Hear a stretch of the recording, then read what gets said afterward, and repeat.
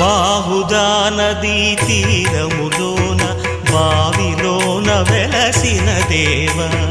మహిలో జనులకు మహిమలు చాటి ఇహ పరముల నిడు మహానుభావ ఇష్టమైనది వదిలిన నీకడ ఇష్టకామ్యములు తీర్చే గణపతి కరుణను పురియుచు వరములను సగుచు నిరతము పెరిగే మహాకృతి సకల చరాచర ప్రపంచమే